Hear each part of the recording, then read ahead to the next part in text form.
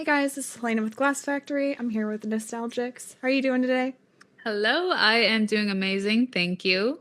Super cool to catch you before Miami. Oh yeah, Yeah. very crazy times right now. I know. It's been hectic. It's definitely hit that like pre Miami rush for sure. So super I cool to feel like catch it you. comes out of nowhere. This entire year has just been flying by. Like the year started and now it's Miami Music Week time. Yeah, Wow. yeah, no, it kind of started faster than normal. Would you say that too? Like it just Yeah, I think sooner? this has felt like I guess the most fast a year has ever gone for me. It's Yeah. just I feel like it hasn't stopped. There hasn't been one day where I've just had a bunch of time to sit there and be like, huh, wow, look at all the time that I have. Yeah. Definitely. I totally agree with that. I don't know why. It's just yeah, kind of the nature of 2026 so far, yeah. Yeah. Have you heard of like the year of the horse thing? Kind of, but I've only just heard from stuff in passing. I haven't dove into it personally. I think there might be a reason behind it, but There's I got to feel like be. everyone's having a crazy year for sure. Yeah, it's got to be something along those lines, something in the stars. There's something in the air for sure. Yeah. To like kind of just get started, you were in film school about 10 years ago and picked up DJing just for fun, correct? Yes, so I was always very in love with film and I wanted to be a director. So all throughout high school, I would write film ideas and I would make them with my friends and I would act in them and edit the videos. Hmm. I would do kind of everything and I was really set on being in film. So I love to create things. I love to share them with people, and that was always like my thing. Hmm. Yeah, I was gonna ask what drew you into the film in the first place as well. Is it just that love for creating? Definitely the love for creating Hmm. because I found it really cool to make an idea and, to take something that's in your head and then put it down on paper, make a plan for it, and then go and actually make it happen. And then my favorite part is once you make it happen, you sit everybody down, you sit your friends down, your classmates, whatever, and you're like, "Hey, look at this piece of art that I've created." Yeah. Yeah, cool. Is there something that like you still think about that you made back in those days? Yeah, there was a short film. I think it was inspired by what was that movie? Click, Hmm. the movie with like that. I think Adam Sandler is in it, where he Oh, has that okay. button and he like freezes time. Okay. I'm So I not made a familiar with short it. film. I think That's it's called cool. either Click or Rewind. But I made this short film that was kind of based off that, and I filmed it in my high school, and I got like a bunch of my friends involved to act in Hmm. it and made a whole storyline, and it was a whole thing, and it actually turned out really good. Cool. Yeah, I thought that would be really cool to like take a look at and see what little baby Nostalgix was doing back in the day. And she's always working on something for Yeah. sure. Yeah, for sure. What really made you decide to shift into music then?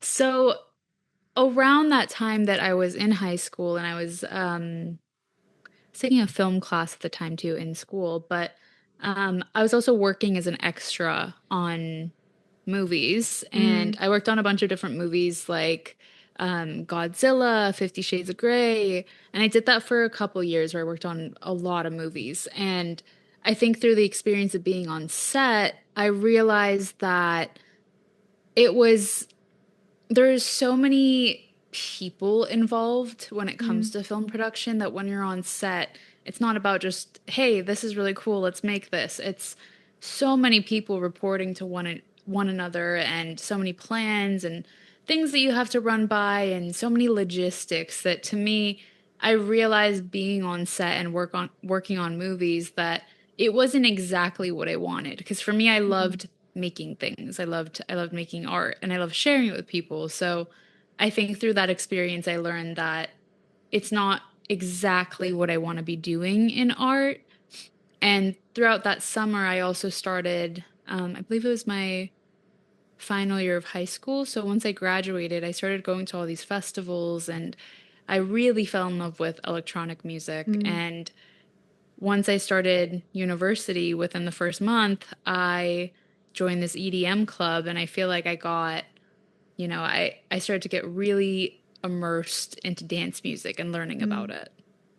Wow, that's cool. Yeah. So you went from there to playing shows for fun and stuff like that. And then what was it? What was that moment that really made it stick for you?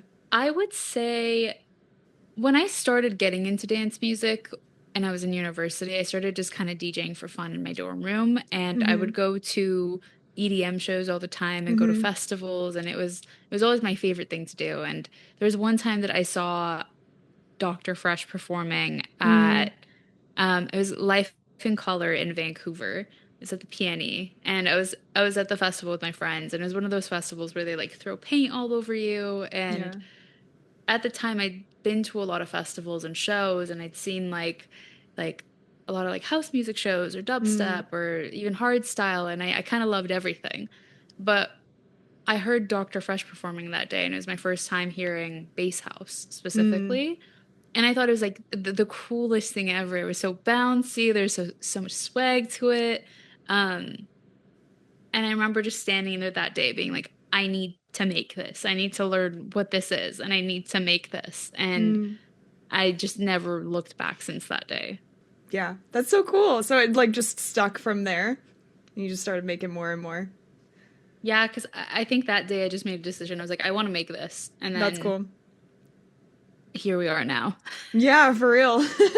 And you definitely just seem like a really hardworking person, like you were saying earlier, always working on something. So it's really cool. It's really inspiring to just hear your story a little bit, and what got you Thank you. here. Yeah. Do you feel like your film background still sneaks into your music? And if so, how? Absolutely. I feel like my film background is where a lot of my creativity comes from Mm, because I'm so used to looking at art in a visual sense. So now that I'm making art sonically, I get to bring the best of both worlds together because mm, I'm able to bring my background from film and what I'm doing with music, and I get to, have the two worlds collide. So it gives the music that I'm making more of a vision. yeah. Yeah. I definitely see that in your visuals as well. And I don't know. I really love your branding. I love everything about your project. It's really cool to just like see what you have each chapter that comes out. So Thank I you. could definitely see that. What first inspired you to make music? And how's that vision changed today? What first inspired me to make music? Um, I would say it's really just my love of electronic music. I think Mm, when I started going to raves and festivals at the time, I feel like I hadn't really found my sense of belonging yet in the world. And when I started going to festivals and I was surrounded by just the most loving people that are just mm, loving life and happy and accepting, I think I found like a really big sense of community. And with that, it made me fall in love with dance music even more. yeah. And it made me want to learn everything there is about dance music, not because I wanted to go and be, performing at the biggest stages in the world. That wasn't the goal at the time, but I just I was just really curious about it and I wanted to learn everything that I could. And I was like so obsessed with it that I'm like, I want to know everything. And then, Mm, that graduated to I want to DJ. And then that graduated to I want to make this kind of music. And mm. I'm the kind of person that when I set my mind to something, I go all in on it. So I here we are. Yeah. Yeah, that's really cool. I love hearing whenever somebody like just finds a passion for something and then fixates on it and then not only fixates on it but like succeeds as well. So, I don't know, it's cool to hear that. Going into your new music, it kind of just like really stuck with me when I heard Fall Apart. It's just so raw and intimate and peels back the armor we sometimes hide behind. How do you tap into that kind of energy and that vulnerability without it feeling overwhelming? Mhm. That is a very good question. I think for me, because of the way that I grew up from, being born in Iran and moving to Mm, Canada and then moving to America on my own and being a woman in the music industry, mm, I feel like for a very long time, I've needed to be so strong. And, I've really had to fight for a lot of things in my life because I didn't have things just come easily to me. So I've always been a very strong person, and I always stand up on my own 2 feet and I go after everything that I want. And I think because of that, I always put out, a certain style of music. But Mm, the over the past couple of years, there's been a lot of changes in my life where I've just been becoming a more, a softer person, where I'm allowing mm, myself to really let down those walls and let down the armor. And, I want to share with people the vulnerabilities that I have and the things that happen within me that aren't just the strong, powerful aspects of like, yeah, I'm a go-getter, I can do it. I'm also human and I have fears and anxieties, and there's things that I battle with just like everybody else. And I think with Fall Apart and some of my more emotional records, I've really been wanting to share that side of me. So it's not always just high energy, fun and bangers like how my sets are, but I wanted to really share with my fans a different side of me that, mm. that maybe they can relate to, and maybe that they can feel something from as well. Yeah, yeah, for sure. And then also, I don't know, just coming from a personal experience as well, when you're learning to like show that vulnerability, there's the kind of that transition in knowing like there is actually a strength in vulnerability and being soft as well, because if you lose that softness, it's almost kind of like letting the world win and trying to like keep you closed off and everything. So, I don't know. Mhm. Yeah. That is very beautifully said, because being vulnerable is truly a strength, because it can be so scary to share with people, the real you, and share with Mhm. people that, hey, here are the things that I battle with. I feel Yeah. like most people don't really want to sit there and talk about the things that they're not good at or the battles that they have. They want to sit there and be like, hey, this is going great. I'm good at this, blah, blah, blah. It's like you go on social media and it's a highlight reel, you know? So I feel like to be able to be transparent and to be able to be vulnerable and to share with people that there are things that you're working through or there are things that you struggle with, I think it takes a lot of strength for sure. Definitely. Yeah. And I don't know, I don't know about you, but it takes a lot of growing and shaping and as well to be able to feel comfortable sharing that vulnerability. And let alone, I'm sure, with like a really big audience of people too, that who knows what, however they react and everything like that. So there you also take that into account as somebody with a platform too. Yeah. Oh my God. Yeah, it can honestly be a bit scary because you never know how other people are gonna receive it, obviously. And I think being a producer and with me having put out so many records that are like fun, party type songs and high energy, I can make a billion records like that and put them out and easy, But I Mm-hmm. think when you're putting out a song like Fall Apart, and you're being vulnerable, and I'm also singing on the record. So Mm-hmm. when I'm putting that out, it just feels so personal to me that I'm like sharing something. I'm like, hey, you can see like a snippet of, where I was at the time and the battles that I had, and you can really get to know a bit more about my heart. And I Yeah. think that feels scary because I'm not just putting out a song that's like, hey, I made this beat. What do you think of the beat? Mm-hmm. There's nothing really that personal about that. But when it comes to you sharing your emotions and singing on a song, it's so different. Yeah, definitely. How many other songs have you sang on before this one? That I've released, I would say two. So Two. Show Me Okay. Love and Fall Apart, which were both very pivotal transitional times in my life. So Hmm. I feel like they needed to happen. Yeah, and I think it adds another personal touch whenever it's your own vocals on there as well. Yeah. Hmm. You've spoken about leaning into the fear and the fragility rather than running from it. Is that something that you consciously do in your creation process, or does it come out naturally when the music takes over? I would say, in an interesting way, it's just become who I am now. Hmm. Where for a long time, I feel like I did have a lot of walls up and I had a lot of armor up. Hmm. And now I feel like I can't do anything but be fully and authentically Hmm. myself. So when I'm making music and when I'm making art, I feel like no matter what, it's gonna be where I'm at the time, what's going on in my life, and it's just me authentically. And Hmm. it's kind of interesting how that shift has actually happened because I can feel like that's where I truly am now, which is really cool. When did that shift happen exactly? Do you have like a exact point on when that happened?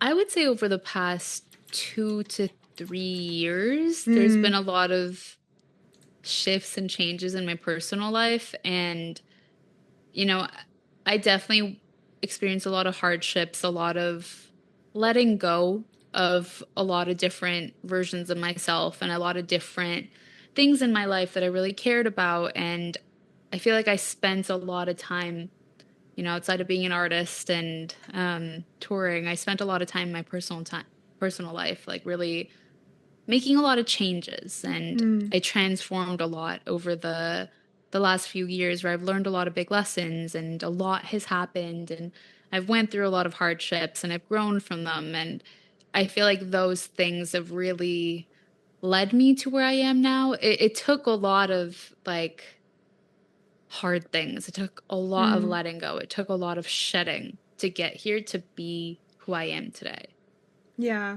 Yeah. And shedding is a really good word, I think, for that whole experience because I don't know, I feel like shedding is not something that's super easy to do, but once you have gotten rid of all those layers, you feel like you could kind of just cocoon and bloom from that, you know?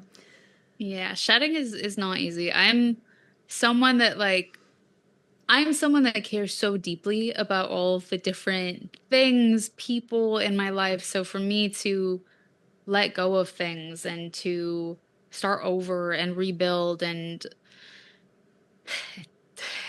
transform is Yeah. it's a difficult process, but as it is for most people, but change is really hard, but I think on the other side you're met with a whole different version of yourself that you didn't even know existed. And it comes from you taking chances and taking Mm-hmm. chances to be like, you know what, I'm gonna need to like let go of these things and I'm gonna pursue this and I'm gonna make these changes in my life. And at the time you don't know what's gonna come from it, but something that is guaranteed is you're gonna meet a different version of yourself on Mm. the other side of those things.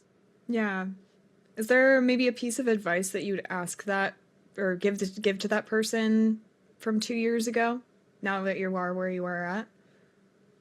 Don't worry so much, girl. It's Mm. gonna be okay.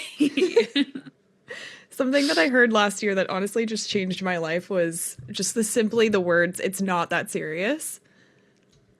It's not that Yeah. serious. Oh my God. I have a really good quote. I have a few different quotes that just cycle through my head on a day-to-day Mm-hmm. basis that I will probably just blurt out randomly when I remember them throughout Mm. this. So my music production teacher from Cosmic Academy, shout out Mm-hmm. Justin, he gave me this piece of advice recently because I was running into a lot of different like I was hitting a lot of walls. I was Mm. working insanely hard and I kept hitting walls, kept hitting walls. Eventually I give him a call and I'm like, why is it that I'm climbing up this mountain and I'm pushing and I'm pushing and I'm trying my best and I just keep hitting these walls. I keep hitting these walls, keep being knocked down. Why does this keep happening? And something that he said to me is sometimes instead of climbing and climbing and climbing to get to the top, sometimes you just got to take the tunnel. Mm. Find the tunnel and take the tunnel. You don't always have to try so hard to get to the top of the mountain. Yeah. That one is stuck with me. Wow, that's really cool. I haven't heard that one yet. Yeah, that one's definitely stuck with me. I feel like Mm. periodically he'll come into my life and tell me these things that just stay in my brain. Yeah. Yeah, definitely shout out Justin. I've heard a lot of great things about him, so as well as Cosmic. Oh yeah, they're amazing. Yeah, sounds like it. Yeah. Wow. Yeah, that one I'm going to be thinking about for a little bit. Yeah. Take the damn tunnel. Yeah, Whenever I take the like tunnel. overcomplicate anything now or overthink too much or just try way too hard at something, I just remind myself, I'm like, girl, is it really that serious? Just take the tunnel. Yeah. Just take the damn tunnel. It's not that Yeah. bad. And whenever you have taken the tunnel, do you feel like you're not running into any walls anymore? Or is it just like this instant It's almost things like light this bulb? weight off your shoulder because Mm. I think the analogy behind it is like, yes, you could keep pushing and keep pushing yourself, putting all this pressure on yourself to get to this like one spot that you want to go. Or you could just kind of be like, you know what? Maybe I don't need to go exactly to that spot, and maybe I could just go like this. And I can take that pressure off myself. I don't need to think so much about it. I don't need to, stress myself out about this. Let's just Hmm. take the tunnel. We'll get there regardless. Maybe it won't be exactly how I wanted to get there, but I'll get there regardless. And I'll enjoy the process. Yeah. Yeah. Another analogy that kind of came into my head. I've been playing a lot of video games in the last few months, so please don't judge me. But every main character in those like open world fantasy games or Which whatever. video games, I'm though? playing Skyrim a lot right now. Okay, sick. Yeah, I've never Skyrim. played that, but I've heard good things. Skyrim. Yeah, yeah. It's addicting, so be ready. Okay. But you usually never go the straightforward like main quest line. You usually take side quests along the way, but you eventually get to that main point eventually, right? Girl. So, yeah. You got to take a couple side quests here and there because you never know. There could be like some little piece that you never knew that you needed to help you with that main quest line, right? That's really well said. You know what? I might channel that energy today because I've been this year's felt like the year of side quests for me Yeah. personally. I don't know about you, but it's uh, so many side quests right now. definitely. I hope that derail was all right. I sure enjoyed it.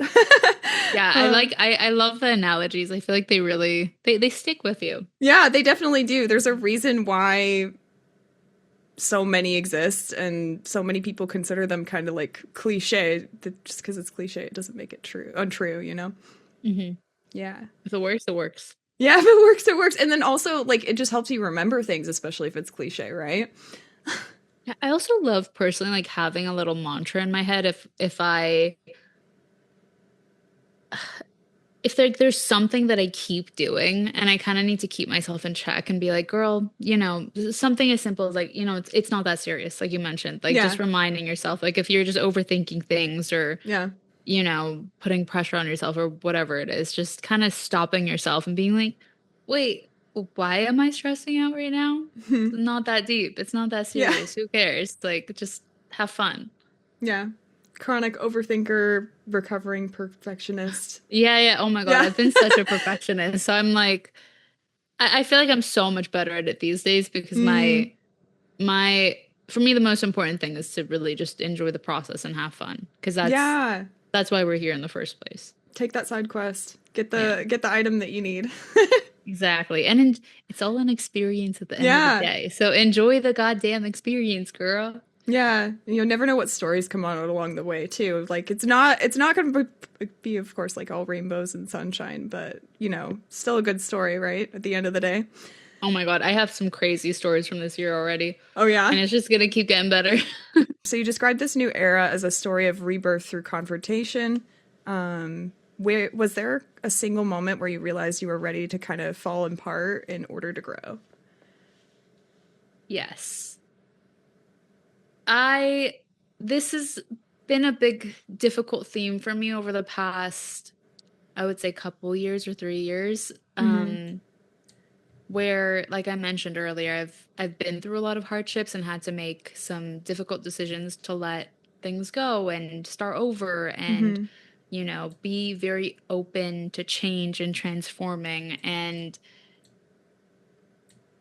I've actually, crazy enough, had to like go through the same processes like multiple times, but I think through going through transformative experiences of, wanting to become a better version of me and wanting to really step into my highest power and, you know, build the life that I've always wanted, whether that's in my music career or just in my personal life, I came up with the idea of the album just through living life and through everything that I was experiencing with what I was going through at the time. Yeah. Yeah. Cool. Thank you for sharing. In a world that often wants to put people into boxes, what advice would you give to listeners who are struggling to embrace their full emotional range? Be your most authentic self. Mm, No matter what's going on around you, no matter who's around you, be yourself. I think that's the most important thing that you can do in life is be who you are fully. if you're an emotional person, let it out. Show people who you are and be real, be yourself because we only get one life. Why would you spend it trying to be somebody else? Yeah.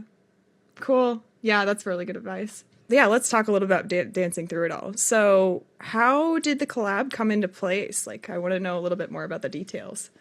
Okay, so I got word actually it was near the start of the year that we are gonna do the collab because it was kind Mm-hmm. of in talks for a while that we were gonna potentially make the song.